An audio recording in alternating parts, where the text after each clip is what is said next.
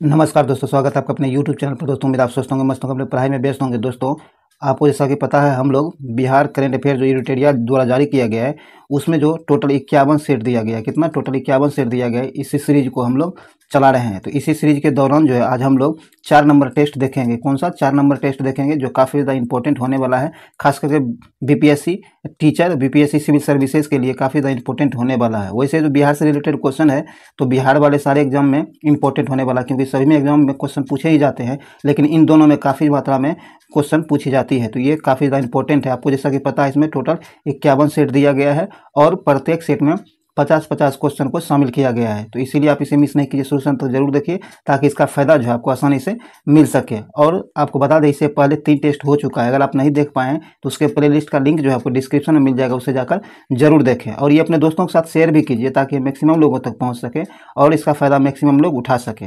तो चलिए, हम लोग ज़्यादा टाइम नहीं गवाते हैं, आज के इस सेशन को आगे बढ़ाते हैं। आज का पहला क्वेश्चन जो है, पहला क्वेश्चन कहता है कि बक्सर क्या है, बक्सर युद्ध के पश्चात बक्सर युद्ध जो है, बक्सर युद्ध के पश्चात बंगाल, बिहार तथा उड़ीसा की दीवानी जो है ईस्ट इंडिया कंपनी को किसने प्रदान की थी। कहता है जब बक्सर का युद्ध हुआ था उसके पश्चात जो है बंगाल, बिहार, उड़ीसा की दीवानी का अधिकार जो है ईस्ट इंडिया कंपनी को किसने प्रदान की थी। तो इसका सही आंसर आपको बताना है।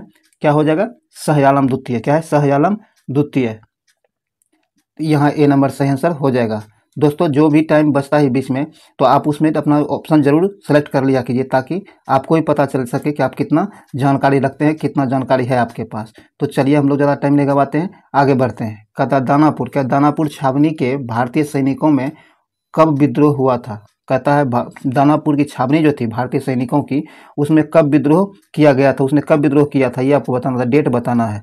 तो इसका सही आंसर आपको हो जाएगा 25 जुलाई 1957 को। कब? 25 जुलाई 1957 को। तो यहाँ भी नंबर से आंसर हो जाएगा। चलिए आगे बढ़ते हैं। आगे कहता है कि बिहार के किस जेल में, कहता बिहार के किस जेल के कैदियों ने विदेशी वस्त्रों के बहिष्कार के लिए नंगी हड़ताल की थी। कहता बिहार का वह कौन सा जेल है जहां के कैदियों ने विदेशी वस्त्रों के बहिष्कार करने के दौरान नंगी हड़ताल की थी, ताकि विदेशी वस्त्र न पहनना पड़े। तो इसका जो सही आंसर आपको हो जाएगा, ये हो जाएगा सारण, जिसे छपरा जेल भी कहा जाता है। ज़्यादातर छपरा मिलता है, उसी का सारण डिस्ट्रिक्ट है। तो ये आप ध्यान में रखिएगा, सी नंबर से आंसर होगा सारण। मैक्सिमम जगह आपको छपरा जेल ही मिलेगा, ये भी ध्यान में रखिएगा। आगे कहता है बिहार के पहले भारतीय प्रधानमंत्री जो प्रांतीय सरकार का प्रधान था, कौन थे। तो इसका सही आंसर जो है आपको हो जाएगा मोहम्मद यूनुस। कौन? मोहम्मद यूनुस। बी नंबर सही आंसर हो जाएगा। आगे कहता है 1934 में पटना में स्थापित बिहार सोशलिस्ट पार्टी के अध्यक्ष कौन थे। ध्यान रखिएगा, आपको पूछा जा सकता है कि बिहार सोशलिस्ट पार्टी की स्थापना कब की गई थी। तो आपको 1934 में। कब? 1934 में। तो अभी आपको ये बताना है कि इसके अध्यक्ष कौन थे। तो ये आप सबको पता है कि इसके अध्यक्ष आपको आचार्य नरेंद्र देव थे। कौन? आचार्य नरेंद्र देव थे। बी नंबर से आंसर हो जाएगा। चलिए आगे है। आगे का था बिहार का पहला हिंदी समाचार पत्र 1874 में पटना से प्रकाशित हुआ था, वह कौन था।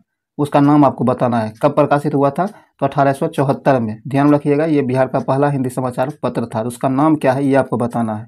तो ये आपको पता है कि बिहार बंधु क्या है, बिहार बंधु इस समाचार पत्र का नाम है। सी नंबर से आंसर हो जाएगा। आगे कहता है कि 1857 के क्रांति के समय पटना का कमिश्नर कौन था। इससे पहले वाले अगर टेस्ट आप दिए होंगे, देखे होंगे, तो उसमें आपको बताया गया था कि बिहार 1857 के समय जो है बिहार का कमिश्नर कौन था। तो ये आपको पता होगा, विलियम टेलर। कौन? William Taylor. ए नंबर सही आंसर हो जाएगा विलियम टेलर। आगे कहता है बिहार के किस स्थान से गांधी जी ने अपना प्रथम सत्याग्रह शुरू किया था। कहता है बिहार का वह कौन सा स्थान है जहां से गांधी जी ने बिहार ही नहीं बल्कि भारत में अपना पहला प्रथम सत्याग्रह शुरू किया था। तो ये आपको पता है चंपारण है। क्या है? चंपारण। और ये चंपारण विद्रोह नील विद्रोह से संबंधित था। और ये कब हुआ था? तो ये आपको पता होना चाहिए कि 1917 में हुआ था। कब? 1917 में हुआ था, ये ध्यान रखिएगा। चलिए, अब पूरे इंडिया में गांधी जी का पहला यह आंदोलन था, यह भी ध्यान रखिएगा। चलिए आगे कहता है कि 1912 में भारतीय राष्ट्रीय कांग्रेस के बांकीपुर अधिवेशन की अध्यक्षता किसने की थी। कहता 1912 में जो भारतीय राष्ट्रीय कांग्रेस की बांकीपुर बिहार में ये पहला अधिवेशन था कांग्रेस का, इसकी अध्यक्षता किसने किया था, ये आपको बताना है। तो इसका सही आंसर आपको हो जाएगा आर एन मधुलकर। कौन? आर एन मधुलकर इसका अध्यक्षता की थी। तो आप टोटल इतना बता दीजिए कमेंट बॉक्स में कि जो है टोटल कांग्रेस बिहार में कांग्रेस के कितने अधिवेशन हुए थे, ये आप बता दीजिए। चलिए आगे कहता है बिहार प्रांतीय सम्मेलन का पहला अधिवेशन 1908 में कहाँ हुआ था। कहता बिहार प्रांतीय सम्मेलन जो हुआ था इसका पहला अधिवेशन 1908 में हुआ है। तो ये कहाँ हुआ था ये आपको बताना है। तो ये आपको पटना में हुआ था। कहाँ? पटना में हुआ था। ए नंबर से आंसर होगा पटना। आगे कहता बख्तियार खिलजी का आक्रमण किस पाल वंशीय शासक के कार्यकाल में हुआ था। कहता बख्तियार खिलजी जो है जिस समय आक्रमण किया था उस समय कौन सा पाल वंशीय शासक जो था शासन कर रहा था। तो इसका सही आंसर आपको हो जाएगा इंद्रधूमन पाल। कौन? इंद्रधूमन पाल जो था उस समय शासन कर रहा था। बी नंबर से आंसर हो जाएगा।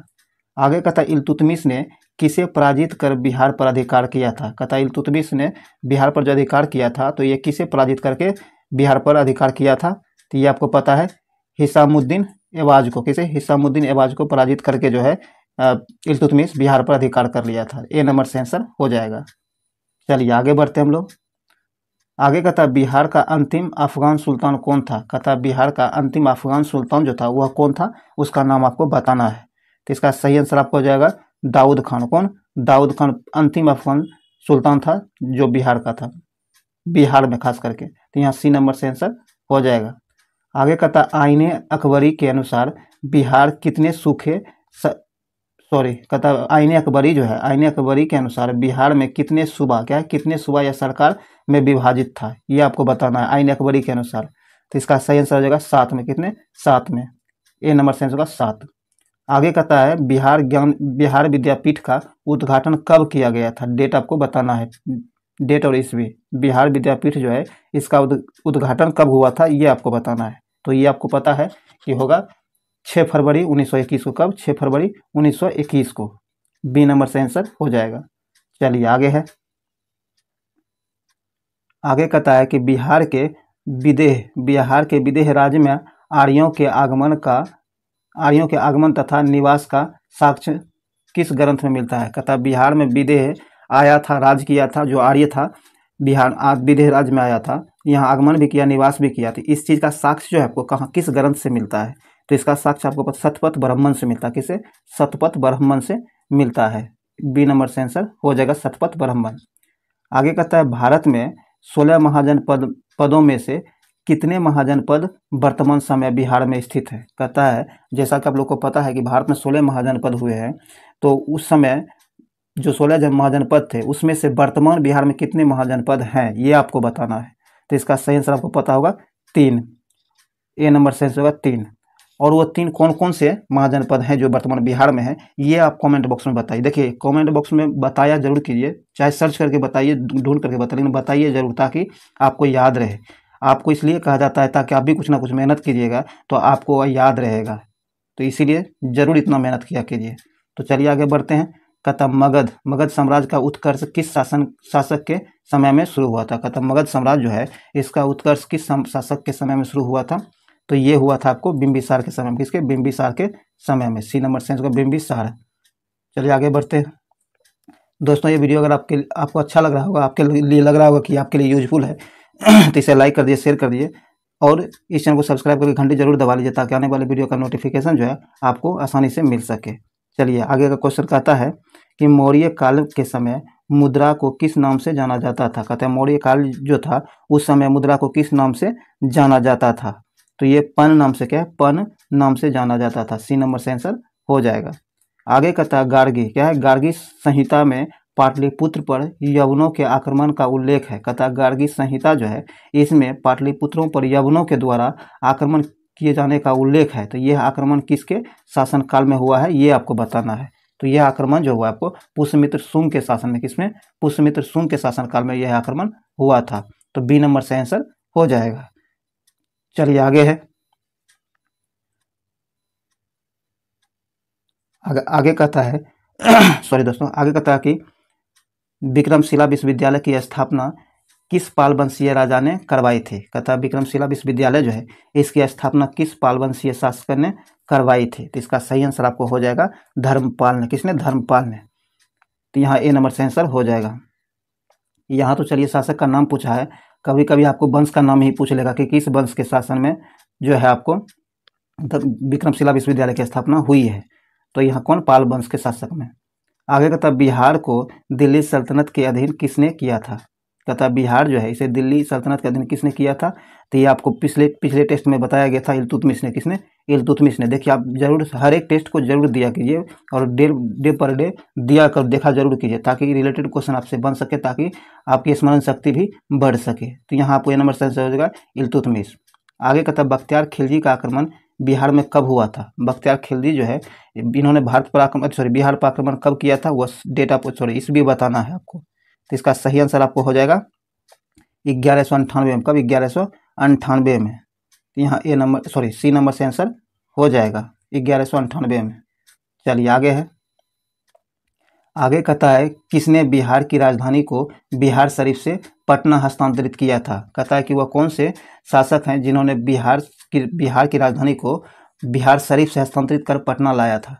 तो इसका सही आंसर हो जाएगा आपको शेरशाह। कौन, शेरशाह सूरी। सी नंबर से आंसर हो जाएगा शेरशाह सूरी। यह भी क्वेश्चन आपको पीछे प्रीवियस में कराया गया है, अगर किए होंगे तो आपको पता होगा। आगे कहता बिहार क्या है, बिहार छात्र परिषद का गठन किसके द्वारा किया गया था। बिहार छात्र परिषद जो था इसका गठन किसके द्वारा किया गया था। तो इसका गठन जो है, इसका गठन आपको राजेंद्र प्रसाद के द्वारा किया गया था। बी नंबर से होगा राजेंद्र प्रसाद के द्वारा।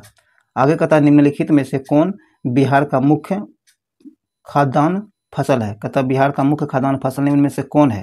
तो आपको पता है चावल, गेहूं और मक्का है। क्या है, मुख्य रूप से चावल है, फिर गेहूं और उसके बाद मक्का है। तो यहाँ बी नंबर से आंसर हो जाएगा। चलिए आगे है। आगे कहता है घोघा झील बिहार के किस जिले में स्थित है। कहता घोघा झील जो है ये बिहार के किस जिले में स्थित है। तो ये आप सबको पता है कि घोघा झील कटिहार में स्थित, कहाँ, कटिहार डिस्ट्रिक्ट में स्थित है। सी नंबर से आंसर हो जाएगा कटिहार। चलिए आगे है। आगे कहता है हिंदू धार्मिक मान्यताओं के अनुसार किस नदी को अपवित्र या फिर अशुभ माना जाता है। कहता है कि हिंदू धार्मिक मान्यताओं के अनुसार जो है वह कौन सी नदी है जिसे वह पवित्र या अशुभ माना जाता है। तो ये आप सबको पता है कर्मनाशा। क्या है, कर्मनाशा। बी नंबर से आंसर होगा कर्मनाशा। आगे कहता है बिहार जो है, बिहार का कुल क्षेत्रफल कितना है। ये बीपीएससी में क्वेश्चन कई बार पूछा जा चुका है, तो इसलिए काफ़ी ज़्यादा इंपॉर्टेंट है, जरूर आप देखा कीजिए। अब जरूर कमेंट बॉक्स में बताइए कि इसकी बिहार का क्षेत्रफल वर्तमान में कितना है। तो इसका वर्तमान में क्षेत्रफल जो है ये आपको 94,163 वर्ग किलोमीटर है। कितना, 94,163 वर्ग किलोमीटर बिहार का क्षेत्रफल है। और इसका आपको प्रीवियस में कराया गया था कि इसका आकार लगभग कैसा है, तो चतुर्भुज है। क्या, चतुर्भुजाकार है। आगे चलिए देखते हैं। कहता बिहार के किस क्षेत्र में विघ्न चट्टान पाई जाती है। तो यह चट्टान जो आपको दक्षिण पश्चिम में पाई जाती है। बी नंबर से आंसर हो जाएगा। चलिए आगे है। आगे कहता है कि निम्न में से किस प्रकार की मिट्टी में कोप की बहुलता पाई जाती है। कहता निम्नलिखित में से वो कौन सी मिट्टी है जिसमें कोप प्रकार की बहुलता पाई जाती है। तो इसका सही आंसर आपको हो जाएगा पुरानी जलोढ़ मिट्टी में। क्या है, पुरानी जलोढ़ मिट्टी में। तो यहाँ आपको ए नंबर से आंसर हो जाएगा। अब पुरानी जलोढ़ मिट्टी को क्या कहा जाता है, प्रीवियस में आपको बताए थे, कमेंट बॉक्स में जरूर बताइएगा।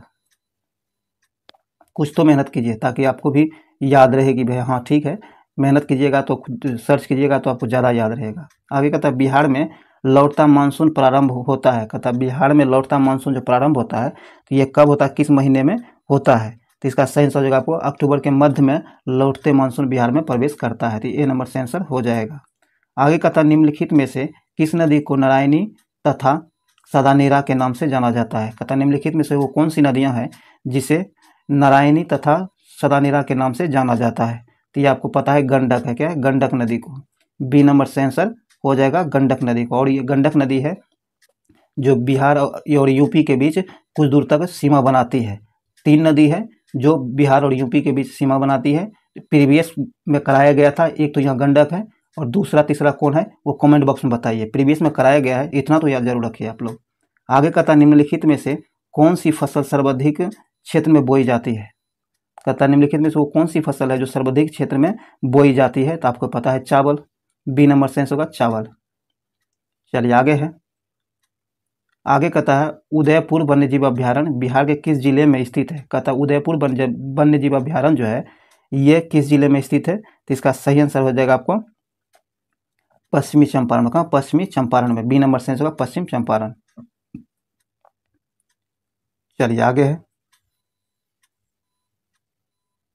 आगे कहता है वाल्मीकि राष्ट्रीय उद्यान को किस वर्ष प्रोजेक्ट टाइगर के अंतर्गत शामिल किया गया था? कहता है वाल्मीकि राष्ट्रीय उद्यान जो है, जिसे जो एक राष्ट्रीय प्रोजेक्ट टाइगर के अंतर्गत शामिल हुआ था, तो ये कब हुआ था शामिल, ये आपको बताना है।